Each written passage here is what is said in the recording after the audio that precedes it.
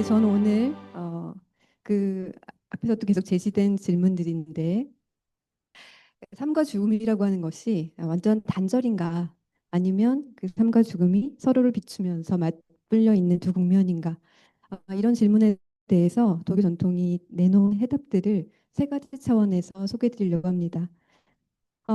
간단하게 얘기해 드리면 이제 노장의 어떤 사상 그리고 교단 도교 안에서의 굉장히 또 그것과 상반된 태도 그리고 도반의 죽음을 감당하는 수도 공동체 요 세 가지를 가지고 얘기를 드릴 건데요. 근데 그럼 도교는 뭐냐? 지금 이제 불교도 나오고 힌두교도 나오고 자유도교도 나왔는데 도교는 뭐냐라고 물어볼 수 있을 텐데 그게 좀 쉽지가 않습니다. 지금 나왔던 것들처럼 어떤 이제 도에 대해서 물었던 이제 도가와 또 생명이라고 하는 현상에 굉장히 천착하고 몰입해 있었던 신성가와 또 유민 공동체로 이루어진 초기 요단도교 공동체 그리고 불교의 영향을 받아서 굉장히 그 제도화된 체제를 갖춘 이유를 도교로 보는 여러 가지 견해들이 있는데 오늘 얘기 드릴 것들은 이것들이 다 좀 섞여 있습니다. 그래서 이런 굉장히 좀 서로 상반되는 태도들이 어떻게 같은 전통 안에 있을 수 있지? 라고 하는 질문도 드실 텐데 이게 삶의 굉장히 복합적이고 다층적인 측면에서 어, 사람들이 필요로 하는 어떤 자원들이 있는 것 같습니다. 근데 그런 것들이 엮여지는 것은 반드시 일관되거나 정합적이지만은 않을 수 있다. 그런 생각을 가지시고 좀 들어주시면 감사하겠습니다. 처음 이제 아기를 낳고 그 목욕을 시키지 않습니까? 그때의 경험이었는데 열심히 이제 목욕을 잘 시키고 이제 성공을 했다라고 생각했는데 이렇게 손가락 사이사이 혹은 이제 귀에 접힌 부분 이런 데서 엄청 꼬린내가 나는 거예요. 그래서 깜짝 놀래가지고 굉장히 좀 지나치게 놀란 적이 있습니다. 이게 이런 꼬린내가 아직 남아 있다니. 그런데 그런 이제 놀람이 단순히 이제 목욕을 실패했다거나 때가 남아 있었다라는 것 때문은 아니었을 것 같습니다. 그 악취가 굉장히 작지만 강렬한 악취가 이게 뭔가 건강에 이상으로 연결되고 부패와 연결되고 사실은 죽음과 직결돼 있다라고 하는 어떤 본능적인 감각 때문이었을 거라고 생각을 합니다. 그러니까 주검의 악취라고 하는 것은 아주 분명하게 생명과 죽음이라고 하는 것을 가르는 징표일 것입니다. 그래서 그 기원전 4세기 이 사상가인 장자가 사람들이 아름답다, 좋다라고 생각하는 것은 생명의 어떤 살아 움직이는 신기함이다. 그런데 사람들이 제일 싫어하는 것은 그 부패하고 썩어가는 냄새다, 죽음의 냄새다. 이렇게 얘기를 합니다. 근데 이것이 사실은 우리 모두가 가진 죽음을 두려워하고 싫어하고 기피하고 부인하고 하는 것을 일으키는 그런 것일 거고 이것이 인간의 호호와 어떤 미적인 감각에 굉장히 각인된 것이다. 뿌리 깊게 각인된 거다라고 하는 것을 말해주는 것일 겁니다. 그런데 이런 시각과는 정반대로 장자는 어, 이상적인 어떤 인간, 참된 인간, 진인이라면 삶을 기뻐할 줄 모르고 죽음을 싫어할 줄 모른다. 그러니까 생사를 구별하지 않는다라고 하는 것을 이제 어떤 이상적인 인간의 모습으로 내세웁니다. 다시 말해서 우리가 되게 명징하게 대립된다고 생각하는 이것과 저것, 나와 너, 삶과 죽음이 함께 태어나고 함께 죽는다라고 하는 태도를 가지고 삶과 죽음을 그대로 수용하고 상호 의존적인 관계로 파악하려고 합니다. 그래서 더 나아가서 삶과 죽음이 어떤 거대한 어떤 몸뚱아리 일부다라고 하는 비유를 들어서 이야기합니다. 그러니까 네 사람의 친구가 있었는데 누가 없음을 머리로 삼고 삶 척추로 삼고 죽음으로써 꽁무니를 삼을 수 있을까? 누가 삶과 죽음, 있음과 없음이 한 몸이라는 것을 알 수 있을까? 그런 사람이 있다면 나한테 친구하고 싶다라고 했는데 네 사람이 하하 웃으면서 마음이 통해가지고 친구가 되었어요. 근데 이 이야기가 사실은 이제 굉장히 그 시사적인 어, 우화인데 삶과 죽음이 거대한 어떤 흐름의 일부다라고 하는 그런 시선을 잘 대변해 줍니다. 그리고 이렇게 삶과 죽음이라고 하는 것의 대립상이라고 하는 것을 해체하기 위해서 장자는 이 절친 네 명의 친구들이 맞이하는 죽음의 상황을 우화로 들어서 이야기를 합니다. 한 친구가 그러니까 루게릭병 같은 게 걸렸어요. 턱이 아래로 떨어지고 곱추가 되고 모장이 비틀리고 어, 완전히 이렇게 그 기형적인 몸이 되어갔는데 그 친구가 하는 말이 아 정말 조물자가 나를 이렇게 오그라뜨렸구나 이렇게 얘기를 합니다. 그래서 친구가 그게 싫은가 했더니 아니 내가 그게 싫을 게 있겠나? 내가 죽고 나서 내 몸이 지금 이제 어떤 변화를 일으키고 있는데 내가 죽어서 쥐의 간이 될 수도 있고 닭이 될 수도 있고 수레바퀴가 될 수도 있고 라고 하면서 뭔가로 변화해 갈 거다. 그리고 이 변화라고 하는 것을 지금 우리가 태어났을 때는 지금 이 몸을 가지고 태어나는 때를 만났기 때문이고 죽을 때는 또 그게 흩어지는 그런 때를 만났기 때문에 거기에 따라가면 된다. 거기에 우리의 감정이 기쁘거나 슬픔이 들어갈 틈이 없다. 그렇게 되면 우리가 진정으로 자유로워지는 거다. 그러니까 이 구절을 나중에 불교가 들어와서는 그러니까 해탈과 거의 연결시켜서 해석하는 구절입니다. 그 다음에 또 친구가 또 죽어요. 또 죽어가요. 근데 그 친구가 죽어가니까 가족들이 애워싸고 이제 통곡을 합니다. 통곡을 하는데 친구가 와서 가족들을 물리고서는 아 지금 변화를 방해해서는 안 됩니다. 조용히 해주세요. 라고 얘기를 하죠. 역시 이 우화들을 통해서 장자는 이 삶과 죽음이라고 하는 것이 계속 변화하는 그러니까 여기 이 변화의 흐름에는 인간이나 동물이나 식물이나 어, 또 어떤 식물과 동물의 일부나 아까 세포의 지금 얘기를 했는데요. 탄소의 변환처럼 우리가 어떤 식의 모습으로 흩어져서 다시 어떤 변화의 모습으로 어, 옮겨갈지 어떤 존재의 변화의 경이로움을 상상할 수 있게끔 해주는 그런 이야기로 삶과 죽음에 대해서 얘기를 하고 있습니다. 근데 장자의 후학들은 이것을 어떤 기라고 하는 개념으로 굉장히 그 정리를 한 것 같아요. 그래서 사람의 생명이 모인 것이 사람의 생명은 기가 모인 거다. 그리고 기가 모여 있는 것을 삶이라 하고 흩어진 것을 죽음이라 한다. 이 천하의 이 세계에 통틀어서 존재하는 것은 기밖에 없다. 다시 말해서 지금 우리 아까 세포 얘기를 했지만 우리가 원자나 전자의 구조를 알고 있잖아요. 그러니까 그런 것들이 모여서 생물이 되고 무생물이 되고 어, 또 사람이 되고 식물이 되는 것처럼 어, 이 도가 사상가들은 약간 생명의 현상이나 무생물까지도 포함해서 존재하는 것들에 대해서 굉장히 담담하게 끊임없이 생성되고 변화하는 흐름의 한 국면으로 바라봤던 것 같습니다. 근데 그렇다면 이 모든 것의 시작과 끝은 어디일까? 인데 여기에는 노자의 직관이 굉장히 크게 작용을 했던 것 같습니다. 노자는 이 모든 존재가 한 덩어리를 이루어서 변화해가는 이 과정 자체를 형언할 말이 없어서 도라고 불렀습니다. 다시 말해서 도라고 하는 것은 어떤 실체가 있는 것이 아니라 존재의 변화와 생성 과정, 그 자체, 진화의 과정 자체를 일컫는 별명일 뿐이고 다시 말해서 그것은 모든 존재가 함께 가는 길이다. 이렇게 얘기를 할 수 있을 것 같습니다.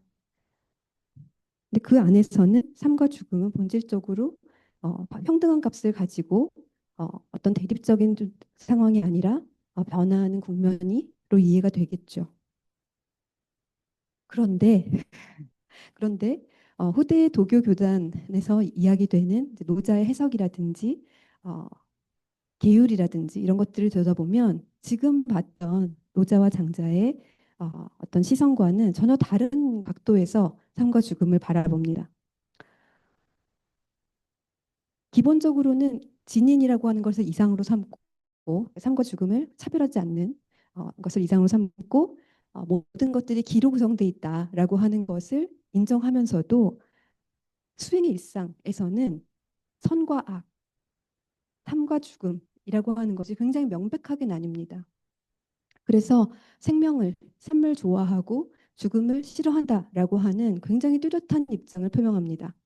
예를 들어 그러니까 둘다 2세기에서 4세기 사이의 경전인데 초기 도교 교단이라고 불리는 태평도와 천사도의 경전입니다. 근데 둘 다 너무나 명확하게 죽음을 싫어하고 삶을 바라며 나아가 신선을 배우고 노력해서 장수를 얻는다. 그래야 한다. 그리고 죽음을 천시하고 신선, 초월을 어, 귀하게 여긴다. 이렇게 언명을 합니다. 굉장히 그 전에 이제 노자와 장자를 읽을 때 있었던 어떤 생사에 대한 초탈이랑은 전혀 다른 그런 어, 태도죠. 이건 대체 어떻게 일어난 것일까요? 근데 특히 여기서 이제 선이라는 말이 나오는데 이 선이 죽음의 초월, 다시 말해서 불사, 다시 말하면 또 장생을 얘기하는 것이 될 겁니다. 근데 노자에서 얘기하는 장생의 의미도 다시 한번 되새겨봐야 되는데 장생이란 것은 단지 목숨이 늘어나는 것을 얘기하는 것이 아닙니다. 노자에서는 이 하늘과 땅이 영원할 수 있는 것은 자기를 살리려고 하지 않기 때문이다. 다시 말해서 자기의 생명을 누리기 위해서 어떤 노력을 하지 않기 때문에 오히려 영원히 갈 수 있다.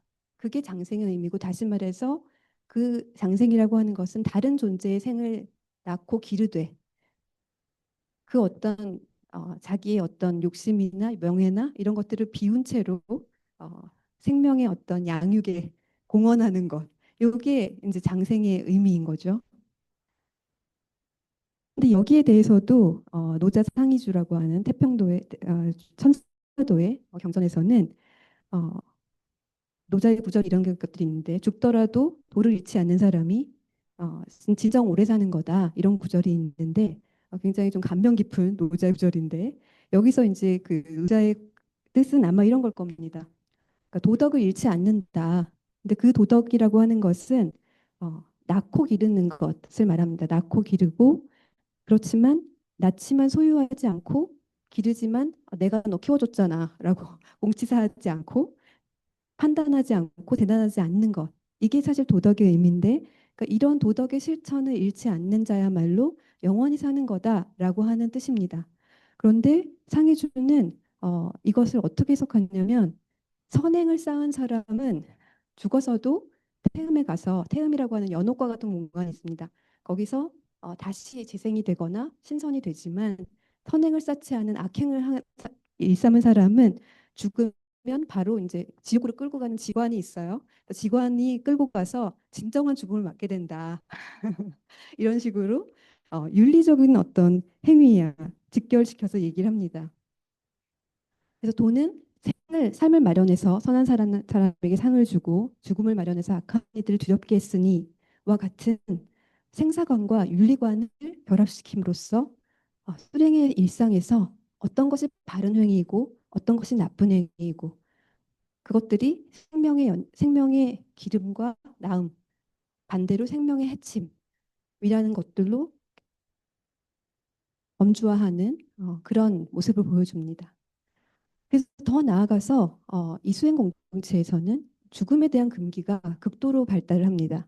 특히 이제 그 교도 교단도교 내에서는 기초적인 수행과 상급의 수련이 있는데 상급의 수련으로 올라갈수록 죽음에 대한 금기가 심해집니다. 그러니까 예를 들면 이렇게 어떤 이제 그 최상급의 경전을 전수받은 사람은 울거나 눈물을 흘려서 안 된다. 그리고 죽은 이의 시체나 피와 관련된 오염물을 보거나 만질 수 없다. 이걸 어기면 수행의 공이 끊긴다. 수도를 멈춰야 한다. 그리고 다시 그 죄가 다 사라진 다음에 수행을 할 수 있다. 왜냐하면 이런 곡소리를 하거나 슬픔을 이라고 하는 감정의 동요가 일어났을 때 죽음이라고 하는 것을 몸 안으로 불러들이고 뼈를 부식시키는 거다라고 하는 천상의 계시들이 있었습니다. 그래서 이런 것들을 굉장히 철저하게 지켜요. 죽음에 대해서 언급하는 것만으로도 생을 저버리는 죄를 저지른 거다라고 간주하는 굉장히 엄중한 금기들이 발달을 합니다. 그런데 여기에는 사실은 이제 기라고 하는 세계관이 전제가 되어 있는데요. 기가 서로 감염된다. 서로 상호 침투하고 영향을 준다라고 하는 사고에서 비롯합니다. 오타가 있네요. 그래서 많은 수행법들이 죽음을 불러들이는 귀기 혹은 사기를 태워서 없애는 불의 명상을 사용한다고 하거나 정화 의례를 수반합니다. 수도자가 가족이 사망하면 당연히 염을 하고 매장을 해야 되겠죠. 그래서 시체를 접할 수밖에 없는데 이런 경우에는 빛과 물을 통한 어떤 정화 의례들을 통해서 그 죽은 사람도 수도자도 정화가 되어야 됩니다. 근데 이런 어떤 의례와 실천법들이 죽음의 금기를 이해할 수 있는 어떤 단초들을 제공해 주는데요. 수행자의 목표는 진인이라고 하는 참된 사람이라고 하는 것은 그 천상의 기와 합이라는 것입니다. 근데 그 천상의 기는 지상에 있는 삿된 귀들, 죽음을 일으키는 것들을 몰아내고 생기를 불어넣는 다시 말해서 낳고 기르는 역할을 해야 되는 그런 기 자체가 되는 것입니다. 그렇기 때문에 이 철저한 죽음의 부정이라고 하는 것은 극단적인 생애 긍정인데 어, 수행론의 입장에서는 어, 이 영원한 생명을 향해 가는 과정에서 굉장히 필연적인 귀결로 어, 피- 마련이 될 수밖에 없었다라고 하는 것을 이해할 수도 있을 것 같습니다. 그렇긴 하지만 수도 공동체 안에서 도반들이 혹은 자기가 모시는 스승이 돌아가시고 그 죽음을 대면하지 않을 수 없습니다. 6세기의 도사 도홍경의 사례가 굉장히 상세한 기록으로 남아 있는데요. 이 기록이 실제 수도 공동체 속에서 도사들이 죽음을 어떻게 맞이했는지를 잘 보여줍니다. 이 도홍경의 경우는 아까 얘기했던 굉장히 죽음의 금기가 엄중한 최상급의 경전들을 수도했던 사람입니다. 그래서 그런 죽음에 대한 금기를 모를 리 없는 사람이죠. 근데 그 12살 때 입도해서 8년간 자기와 굉장히 친했던, 그러니까 굉장히 중요한 일을 같이 했던 제자가 있습니다.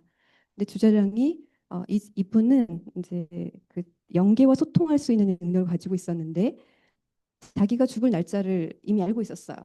그래서 그 날이 다가오니까 준비를 했습니다.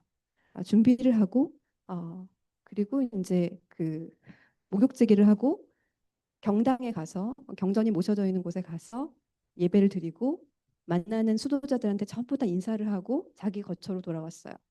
근데 마침 동생도 같이 이제 그 안에 살고 있었는데 이모가 몸이 좀 안 좋으니까 약 좀 지어줘 형 하고 왔는데 내가 지금 몸이 좀 안 좋으니까 다시 와라라고 이제 돌려보냈는데 그 동생이 보니까 형이 이제 술을 끓여서 뭔가를 먹은 흔적을 발견했어요. 근데 술을 끓여서 먹었다는 건 보통 약을 먹을 때 술이랑 같이 먹거든요. 그래서 그걸 보고서는 이상한데 하고 가서 엄마랑 이모한테 알렸더니 이모가 이제 이상하다 빨리 가봐라. 그래서 가봤더니 이미 쓰러져서 죽기 직전입니다. 그래서 그것을 보고 엄마와 이모가 어떻게 된 거냐 하면서 놀라서 보글 하니까 눈을 감은 채 소리내서 울지 마세요. 이를 그르치게 됩니다.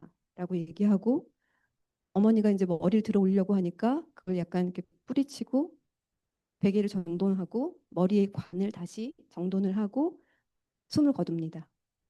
다시 말해서 주자량 같은 경우는 의례적인 어떤 자살을 행한 것이 됩니다. 그러니까 죽을 날을 받아놓고 단약을 먹고 죽은 거죠. 근데 이제 그때 도은경도 굉장한 충격을 받아서 이렇게 기록을 했습니다. 그때 그의 나이 20살이었다. 미리 스스로 장례 복장을 준비해 두었다. 속옷 뒤에 잠옷만 걸치고 법복을 입었으며 단단히 허리띠를 메고 여러 저고리와 겉옷은 벗어두었다. 용모와 얼굴빛이 맑고 깨끗했다. 굉장히 담담하게 서술하고 있지만 그 제자를 잃은 슬픔이 전해지는 것 같습니다. 그래서 도은경은 빈소를 마련하고 손소 어, 그 시체를 염하고 봉분을 마련해서 주자를 묻어줍니다. 아이고 이게 어떻게 된 건가요? 네. 아이고. 그래서 시체를 만지는 것, 죽음에 대한 금기를 모르지 않았던 도은경이 이렇게 장성 의례를 했던 것은 어떤 그 사이에 변화가 있었던 것일까요? 도은경보다 조금 앞에 도사인 맹경이라는 도사가 교단도교 내에 장송법을 정비합니다. 그러니까 그전에는 사실 도교에서는 이전에 있었던 유교식 장례법이라고 하는 것을 그냥 그대로 지키고 어, 주안점을 두었던 것은 영혼의 구주였습니다. 죽은 사람의 영혼이 좋은 변화의 과정을 거치도록 천도하는 의뢰에 집중을 하고 있었는데 수도 공동체 안에서의 어떤 장송법을 구체적으로 마련하게 됩니다.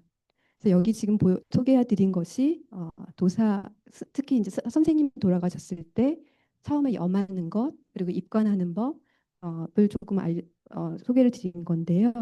평상시에 입던 옷을 그대로 입히고 이제 도교식의 어떤 그 처치를 하고 굉장히 간소한 사실 장례를 치릅니다. 그리고 중요한 것은 이 죽은 사람의 몸과 영혼이 이승에서 저승으로 이제 이행한다라고 하는 것을 알리는 이문이라고 하는 것을 낭송합니다. 생의 기한이 다해서 몸을 버리고 이제 변화해 간다. 그의 영혼은 하늘로 올라가고 육체는 땅으로 들어가니 이제 그리고 이 사람이 가지고 있던 경전과 도구들과 이 사람 모두가 사실은 이제 태음이라고 하는 공간으로 귀환한다. 이런 식의 도교식의 의례법이 마련이 됩니다. 네. 계속 그 네. 네. 이 마련이 되는데 이런 것들을 볼 때 수도 공동체 안에서 또 죽음이라고 하는 것을 의례를 통해서 마주하고 돌보고 하는 것을 피할 수 없었다고 하는 것을 보여주는 것 같습니다. 그리고 어, 이후에 이제 여기서부터 한 1000년 정도, 1000년은 아니고 한 500년 정도 지나서 어, 그 신도교라고 하는 또 움직임이 있는데 왕중약이라고 하는 사람이 입교 15론, 그러니까 이제 이 도단에 들어오는 사람들의 지켜야 될 15가지 가르침 중에 이런 이야기를 합니다. 도인들이 그러니까 짝을 이루는 것은 본래 질병에 걸리면 서로 돕고 네가 죽으면 내가 묻어주고 내가 죽으면 네가 묻어주기 위함이다. 본질적으로 수도 공동체라고 하는 것은 서로의 죽음이라고 하는 것, 마지막 순간을 지켜주는 것이다라고 하는 것을 보여주는 조항인 것 같습니다. 그리고 이 죽음의 돌봄이 수행 윤리의 핵심으로 자리 잡고 있다는 것을 또 보여주기도 합니다. 그래서 지금까지 이제 도교의 어떤 생사관의 기저를 이루고 있는 사실 도가의 어떤 변화에 대한 존재의 변화에 대한 생각이라고 하는 것을 먼저 소개드렸고요. 그러니까 그 물화라고 이제 부르는데요. 이게 사물의 변화가 아니라 물질의 변화가 아니라 존재하는 모든 것의 변화를 얘기합니다. 그것은 죽음의 어떤 종착점이라든가 단절이 아니라 어떤 변형의 순간으로 마주할 수 있게끔 하는 그런 생각이라고 생각이 들고요. 근데 그럼에도 불구하고 수도공동체에서 이루어지는 어떤 죽음에 대한 배제와 금기는 수행론의 관점에서 어떻게 매 순간 행위하고 판단하고 살아갈 것인가라고 하는 문제가 됐을 때는 굉장히 그 선악의 윤리관과 결합할 수밖에 없었다. 그리고 애도와 장송의례가 수도공동체 안에 잘 자리를 잡아가고 있는 것 이렇게 해서 서로의 마지막을 지켜준다라고 하는 것을 봤습니다. 그렇긴 하지만 장자에서 앞에서 보았던 우리가 삶을 얻은 것은 때를 얻었기 때문이고 어, 잃는 것은 또 그 흐름에 따르는 거다. 거기에 물론 이제 애도를 하면서 울기도 하고 어, 슬픔을 표현하기도 하지만 거기에 진짜로 마음의 동요라고 하는 것이 들어가지 않는 것. 그렇게 해서 삶과 죽음이라고 하는 것을 어, 보다 큰 변화의 흐름으로 보는 태도를 가지는 것. 거기에 이제 어, 어떤 우리가 자유로워지는 것이라고 하는 것을 얘기해 줍니다. 그래서 오늘 얘기는 여기까지인데 이걸 통해서 지금 오늘 아침 시간부터 이제 죽음은 부정해야 될 것이라는 얘기들을 하고 그랬었는데 조금 다른 각도에서 생각해 볼 수 있는 기회가 됐으면 좋겠습니다. 이거 이제 마지막 그림인데 사실은 이제 장자가 저는 이제 장자를 이제 철학과에서도 읽고 종교과에서도 읽는데 굉장히 죽음이라고 하는 문제에 또 되게 종교적인 근원적인 질문에 굉장히 진지하게 마주했던 사람이라고 생각이 듭니다. 그가 이 죽음과 삶의 어떤 변화라고 하는 것을 어, 깨닫게 되게 한 꿈이 사실은 이 나비 꿈이거든요. 내가 나비가 돼서 나라고 하는 게 인간인 걸 잊어버린 꿈. 그리고 깨어나니까 다시 이렇게 난데 이 나비였던 나와 나중에 어떤 것이 꿈이고 어떤 것이 현실일까? 근데 삶과 죽음이라는 것도 이런 것은 아닐까라고 하는 힌트를 그 꿈에서 얻었던 것 같습니다. 그래서 거기서 이 존재의 변화라고 하는 개념을 끌어내게 된 것 같아요. 네, 오늘 발표는 여기서 마치겠습니다. 감사합니다.